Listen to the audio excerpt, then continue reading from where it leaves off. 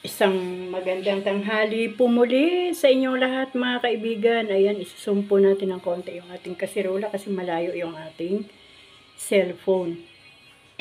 Ngayon po ay magluluto naman po ang inyong Nanay Rayleigh ng pagkain ng tao. Yan, kanina pong umaga ay nagbasa po tayo ng salita ng ating Panginoon. Pinakain po natin yung ating kaluluwa. Ngayon po ay pakainin naman po natin yung ating physical na katawan. Para balanse po ang buhay. Ito pong ating karne ay karne po ito ng baboy. At pinakuluan ko po siya, pinatuyuan ng tubig. Tapos pinagmantika. At igisa po natin sa sariling mantika. Ito po yung bawang at saka sibuyas. Pero habang pinapakuluan ko po kanina, nilagyan ko rin po siya ng isang pirasong sibuyas. Ayan. Para po masarap. Pinalambot ko po ng maayos itong karne para masarap po. Yan. Ginisa ko na po siya sa bawang at saka sa sibuyas. Ngayon po ay ating lagyan ng sabaw. Sabaw.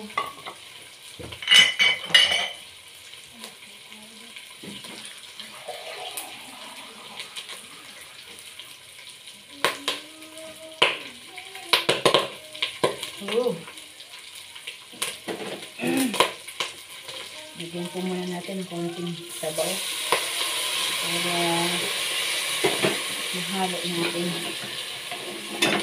Init mga kaibigan. Yan. Okay na po yan.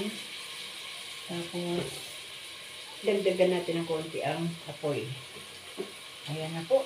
Nagmamantika. Yan. Kulang pa po yan ang sabaw. Dagdagan pa po natin ng sabaw. Siguro mga 4 na baso. Yan. Kulang pa rin.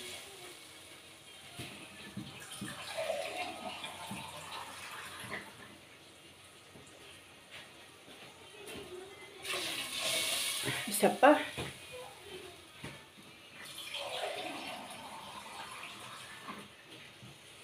Meron po kasi akong anak na nagpapa-breastfeed. Kaya kailangan po ang sabaw. Mag 7 months na po yung aming apo. Pero tuloy pa rin ang breastfeed. Yan po ang ating sinigang na karne ng baboy. Tatakpan ko po para kumulo agad. Ito naman po ang ating sahog, kangkong, marami-rami. At saka itong tawag dito, repolyo. Ayan, meron ding masiling pangsigang. Ito po yung ating pang-asim. Not sponsored. Siguro, itatanong niyo mga kaibigan, bakit naman yun lang ang sahog ko sa aking sinigang? Walang gabi, walang ibang gulay. Ano po? Kasi alam niyo mga kaibigan, no? Kapag medyo marami-rami ang miyembro ng pamilya at medyo sikip ang ating budget, talaga pong hindi na po natin mabubuo yung sahog ng ating niluluto. Talagang higpit sinturon po ang panahon ngayon mga kaibigan. Sobra pong napakamahal ng bilihin mula po sa bigas, papunta sa mga gulay at prutas. Yung mga gulay dati na kapag meron kang 500, makakabili ka na ng bigas at the rest ng ulam na mabibili mo ay pang 2 araw na o pang 3 araw pa, di po ba? Ngayon po, kapag may 500 ka, makakabili ka lang ng 1 kilong bigas, sa halaga ng 60 pesos. Kasi yung bigas na 60 pesos, yun lang ang medyo masarap sa ating panlasa.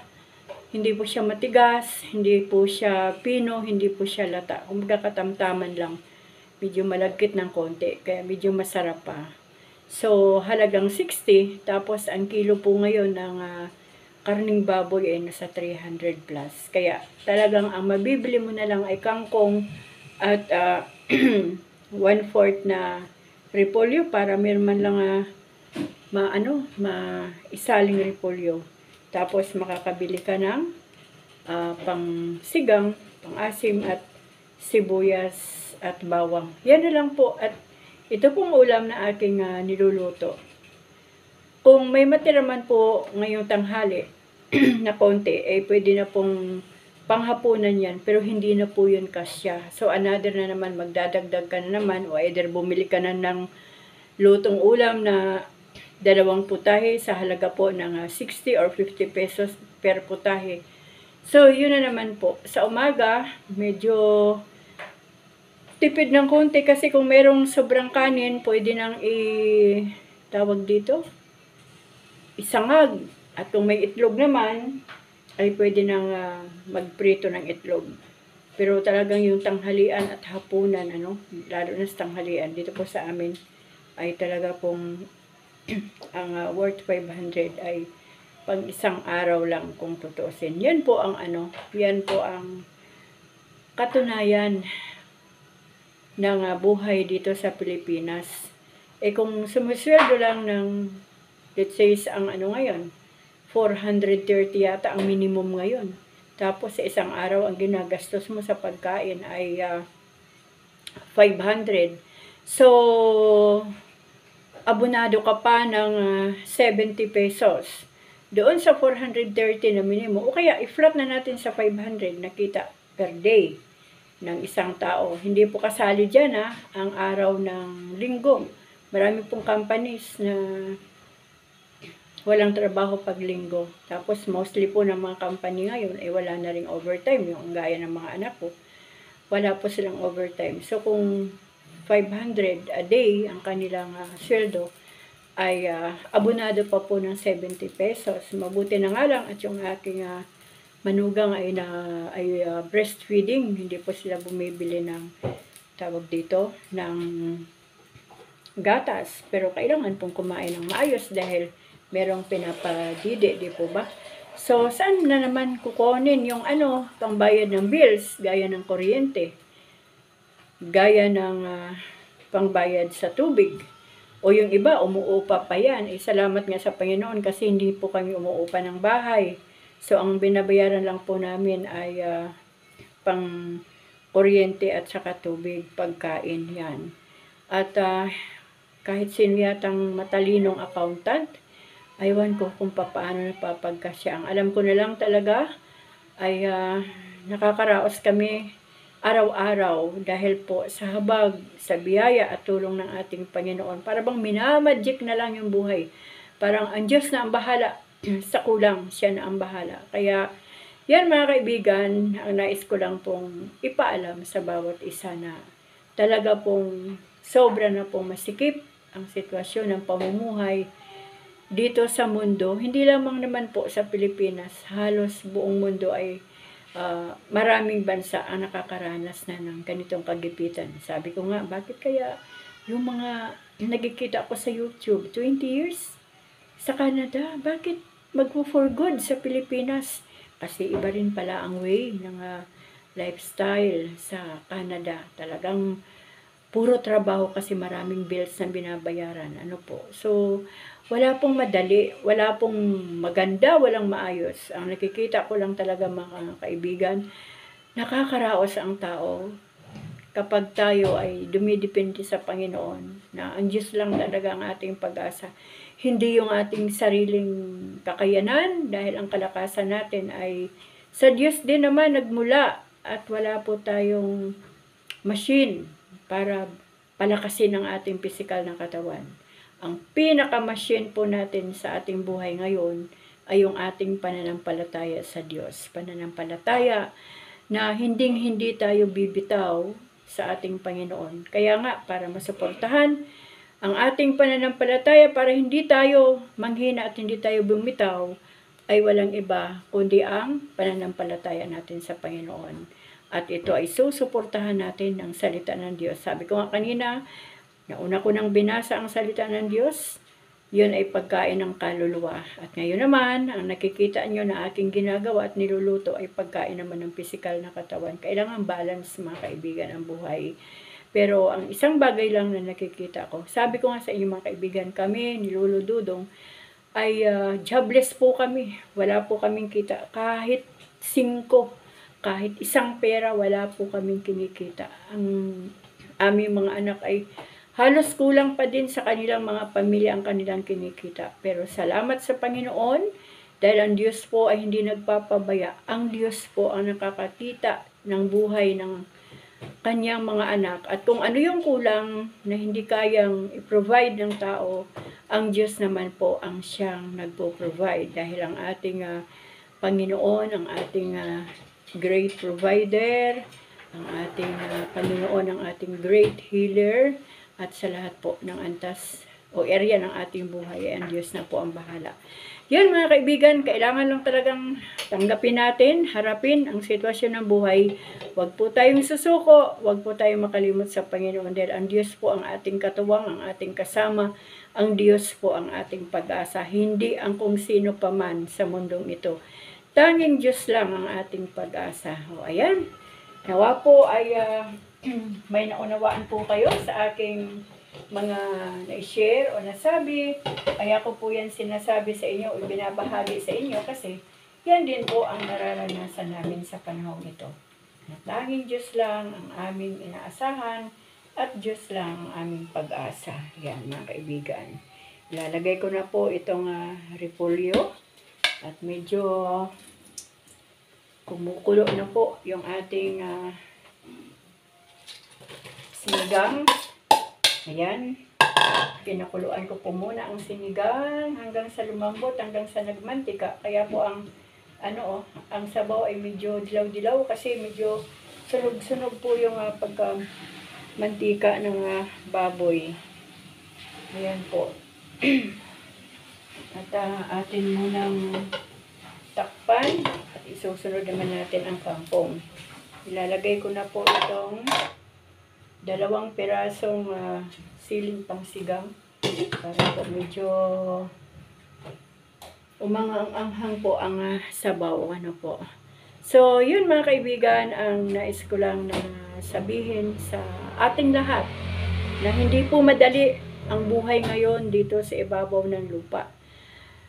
Talagang pasikip ng pasikip, pahirap ng pahirap, pagulo ng pagulo, pasama ng pasama ang mga tao na patuloy na gumagawa ng kasamaan. Kaya nga, maging handa po tayo lagi. Maging handa po tayo lagi.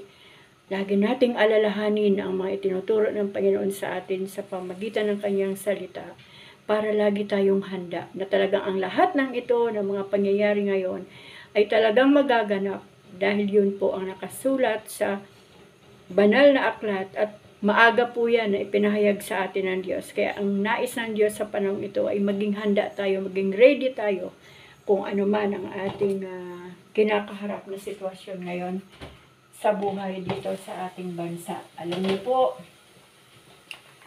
kaninang umaga ay napanood ko po na ang mga taga-Libanon ay nagsilikas na mula sa sarili nilang bansa. Sabi doon sa news, yung mga taga-Libanon ay pumunta na sa Turkey at yung iba namang mga lahi ay umuwi na sa kanilang mga bansa dahil ang Libanon ngayon ay matindi po ang pagkikipagdigmaan sa Israel na talagang alam naman natin kapag nababasa natin ang salita ng Diyos, wala po talagang makakatalo sa Israel kasi sabi ng Panginoon, kahit hindi pa kumilala sa Kanya ang kanang Israel ay hindi niya talaga ito pababayaan. Kasi nung nagkatawang tao ang Diyos, ito ang kanyang kalahi, kumbaga, ipinanganak siya ni Maria na isang malinis na babae, isang birhen, nung inilagay ng Panginoon ang sanggol sa sinapupunan ni Virgin Mary upang magkatawang tao ang Diyos. hindi po gagapiin o magagapi ng kahit sino pang mga bansa ang Israel. Kaya nakakaawa po yung mga tao, mga kaibigan. Nakita ko lumilikas sila. Tapos yung ibang mga tao, gusto mang lumikas. Kaya lang wala pong masakyan. Wala pong mga eroplano. Yung pumunta po ng Turkey ay sumakay po sila sa isang barko. At yung iba ay ewan ko kung anong paraan nila. So marami tayong mga kababayan sa Lebanon, hindi ko po alam kung ito po ba ay nakauwi na sila dahil ang Lebanon po ngayon ay nasa critical na po talaga. Kaya yun mga kaibigan, dumating man ang punto na pahirap ang buhay, wala po tayong ibang asahan kundi ang ating Diyos lamang. Ayan, ilagay ko na po yung kangkong, lalagyan ko na po ng pang-asim. At gaya po ng aking sinabi kanina, kailangan balanse ang buhay ng tao. May pagkain ng kaluluwa at may pagkain ng pisikal na katawan. Wala po tayong ibang ilalagay dyan, mga pangpasarap-sarap maliban sa pang-asim. Dahil hindi naman po maganda sa kalusugan natin yung mga magic na pangpasarap dyan. Tikman ko po kung okay na po yung lasa.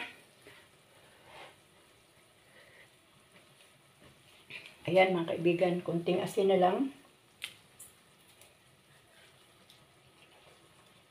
Hindi po natin alam kung ano po mangyayari sa araw ng bukas.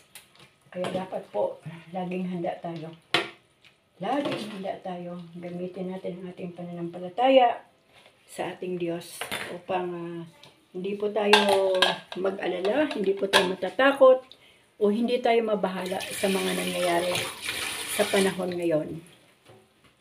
Kaya mga kaibigan, hanggang dito na lang po ang aking mini vlog at nawa po ay meron po kayong nakuha sa aking mga sharing. Ayan. Papatayin ko na po ang apoy, i-off ko na kasi luto na po yung ating sinigang. Maraming salamat po sa inyong panonood sa lahat po ng aking mga ginagawa o binabahagi dito sa aking YouTube channel. Ngunit ang pinakamahalaga sa lahat, mga kapatid, mga kaibigan ko, kababayan ko, magpatuloy po tayo sa pagbabasa ng salita ng Diyos, sa pakikinig ng salita ng Diyos. Ito po'y ating isagawa, isa pamuhay upang sa ganon, hindi po tayo manghina. Kahit anuman ang mga pangyayari sa ating mga kapaligiran, ay tanggap po natin ito kasi nalaman na natin ang katotohanan. Mag-ingat po tayong lahat at patuloy po tayong pagpalain ng ating Diyos. Amen.